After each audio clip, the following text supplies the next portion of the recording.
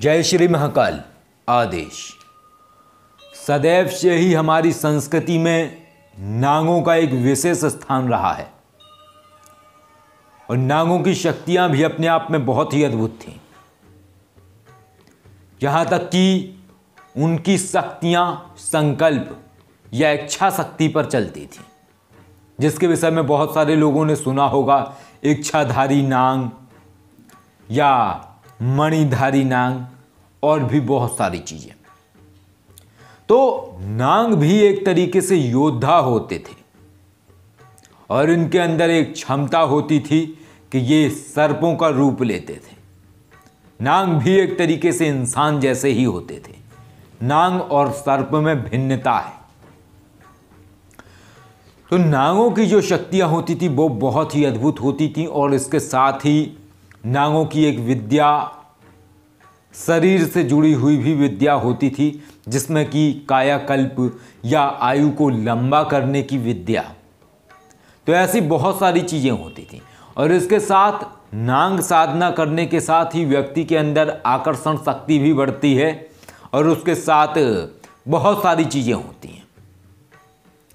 तो नागों का जो एक स्थान है साधना क्षेत्र में, ये भी एक महत्वपूर्ण स्थान है, जिसमें कि बहुत सारे लोग माँ मनसा देवी की साधना करते हैं और गोगा जी महाराज की साधना करते हैं, वासुकी नाग की साधना करते हैं और भी बहुत सारे गुप्त नाग हैं, जिनमें से कई सारे नाग ऐसे हैं जो अभी प्रचलन में ही नहीं हैं।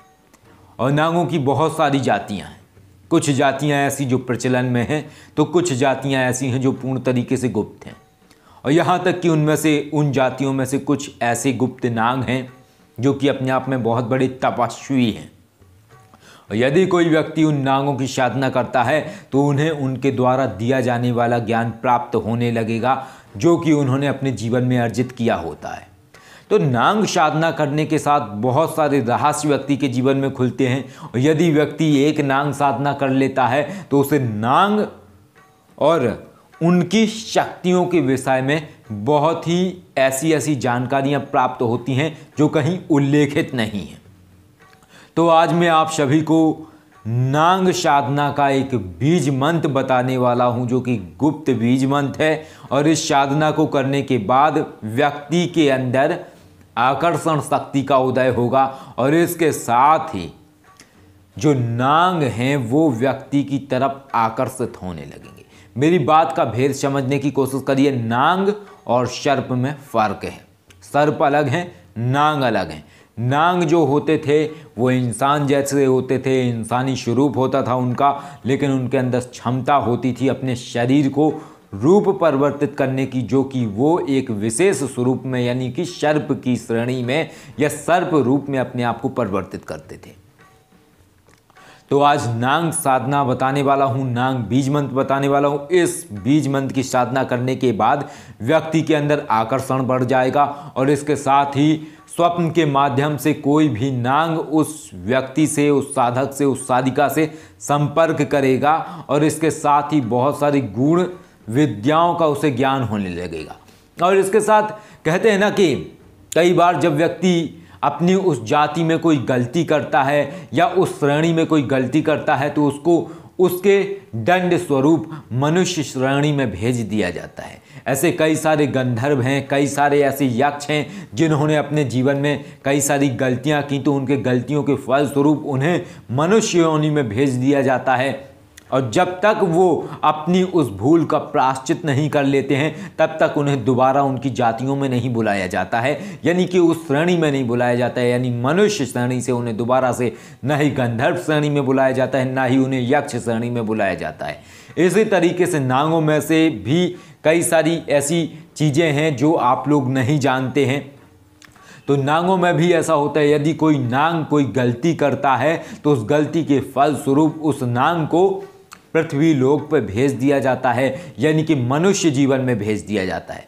लेकिन मनुष्य जीवन में आने के बाद भी यदि कोई व्यक्ति नाग योनि से संबंध रखता है तो निश्चय ही उसकी कुछ शक्तियां खुली होती हैं जो उसे आभास दिलाती रहती हैं। और यदि कोई व्यक्ति उस व्यक्ति को ये नांग बीज मंत्र की साधना करवा देता है तो काफ़ी हद तक उसको अपनी चीज़ों का बोध आने लगता है और काफ़ी कुछ वो समझ जाता है नांग जीवन के रहस्य को।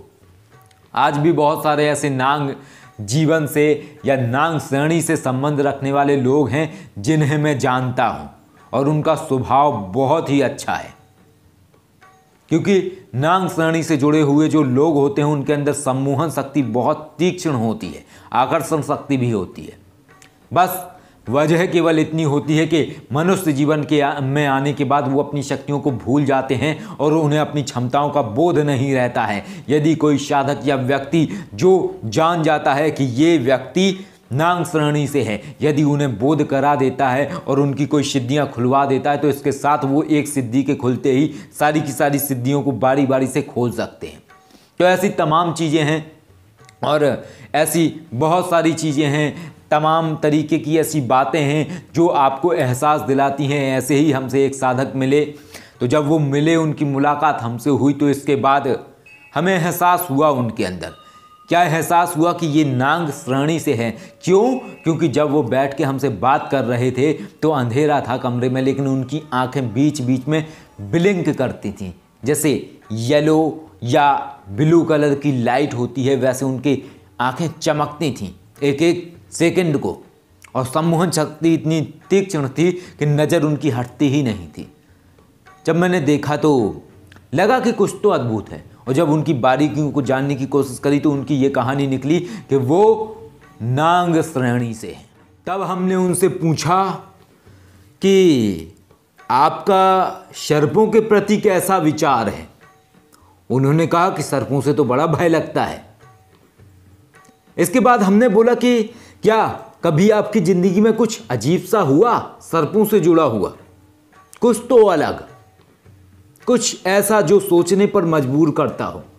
बोले हाँ हुआ, बचपन में हुआ था। जब मैं छोटा था 5-6 साल का, तो लेटा हुआ था और अचानक से मेरे मुंह से निकल रहा था सांप आजा, सांप आजा, सांप आजा। तभी एक सर्प आ गया था वहां पे और मेरे पैरों के पास बैठा हुआ था, वो देख रहा था मुझे, लेकिन उसके बाद घर वालों ने उसको मार दिया। इस बात से कंफर्म होता कि वो नांग श्रेणी से थे और नांगों का आदेश मानते हैं सर्प, लेकिन जब उसका तत्व प्रबल हो। इसके बाद हमने बोला कि वो गलत हो गया, उसको मारना नहीं था, लेकिन आप नांग श्रेणी से हैं। यदि आप नांग बीज मंत्र का मंत्र जाप करेंगे तो निश्चय ही आपको अनुभूतियां होने लगेंगी और इसके साथ ही आपको काफ़ी कुछ बदलाव भी महसूस होने लगेगा।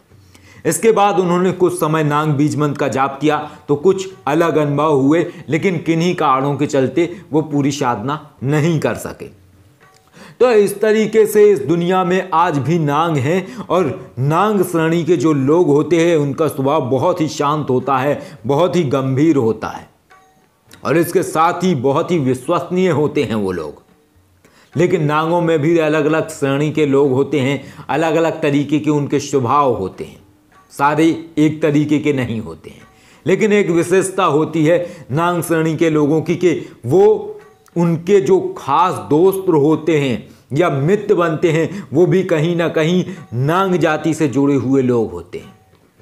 अन्य किसी व्यक्ति से उनकी अच्छी घनिष्ठता नहीं हो सकती है। तो ये विशेषता है और इसके साथ ही हमारे जीवन में भी कुछ ऐसे साधक जुड़े हुए हैं जो साधक नांग श्रेणी से हैं और हमारा उनसे अच्छा तालमेल है। इसका कारण ये है जो कि मैं विश्वनाथ अघोरी के विषय में जो मैंने आपको बताया, जो कि पिंडदान के बाद हमने नाम धारण किया था, ये 11वें जन्म की कहानी है, जिस जन्म में नांग जाति से हमारा जुड़ाव था। तो उनकी फिर कभी मैं बताऊंगा आपको। तो ये एक घनिष्ठता है, ये एक रिश्ता कह सकते हैं हम। तो ऐसे बहुत सारे रहस्य हैं जो हमें तिलिस्मी लगते हैं, सोचने पर हमें मजबूर करते हैं, लेकिन वो रहस्य बहुत ही उलझे हुए नजर आते हैं। तो आज मैं आपको वही साधना बताने वाला हूं। ये बीज मंत्र भी उसी समय शक्तियों के माध्यम से ज्ञात हुआ था। तो साधना किस तरीके से करनी है सुन लीजिए। साधना करिए सोमवार को संध्या के बाद। जाप करना है आपको 11 दिन में 1.25 लाख जाप करना है आपको नांग बीज मंत्र का। इसमें करना क्या है, थोड़ा सा कच्चा दूध रख लीजिए, नांगों के नाम का थोड़ा सा कच्चा दूध रखिए, एक घी का दीपक जलाइए, अगरबत्ती धूप वगैरह जला लीजिए, बिल्कुल शांत भाव से बैठ जाइए। अगर इत्र वगैरह कोई हो चमेली का तो चमेली के फूल वगैरह रख लीजिए, अगर फूल मिल जाते हैं तो फूल रख लीजिए, नहीं तो थोड़ा सा चमेली का इत्र छिड़क लीजिए और आवाहन करिए कि हे नांग शक्ति, मैं आपका आवाहन करता हूँ या करती हूँ और मैं नांग बीज मंत्र का जाप करने जा रहा हूँ। इस तरीके से प्रार्थना करने के बाद आप रुद्राक्ष की माला पर नम बीज मंत्र का आपको जाप करना है। नम जो ये बीज मंत्र है ये गुप्त नांग बीज मंत्र है और इससे नांग शक्तियाँ एक्टिवेट होती हैं और आकर्षित होती हैं। तो इस तरीके से 11 दिन में 1.25 लाख नम बीज मंत्र का जाप करना है। इसके बाद 1008 आहुति करनी है। इसके साथ नांग बीज मंत्र की साधना करने के बाद आपके अंदर आकर्षण शक्ति भी बढ़ेगी और सम्मोहन शक्ति भी बढ़ेगी और इसके साथ साथ जो नांग शक्तियां हैं वो भी आपके तरफ आकर्षित होने लगेंगी। तो इस तरीके का रहस्य ये नांग शक्तियों का, इस तरीके से ये नांग शक्तियां कार्य करती हैं और नांगों के पास तीव्र सम्मोहन शक्ति होती थी। और नांग साधना करने वाला जो व्यक्ति होता है या नांगों से जुड़ी हुई जो साधक साधना करता है या जो व्यक्ति साधना करता है उसके अंदर सम्मोहन शक्ति होती है, यानी एक आकर्षण शक्ति होती है जो कि उन्हें लोगों के प्रति आकर्षित बनाती है और लोगों के बीच में वो एक केंद्र होते हैं आकर्षण का और लोग उन्हें ना चाहे कर भी देखने की कोशिश करते हैं।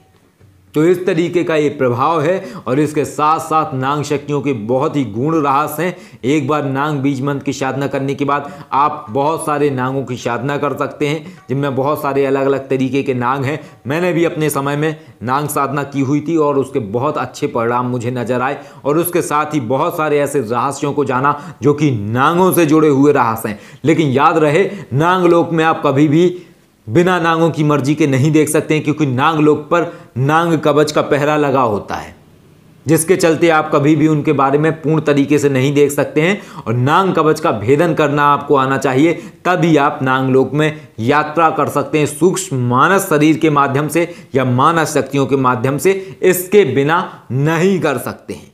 जय श्री महाकाल। आदेश।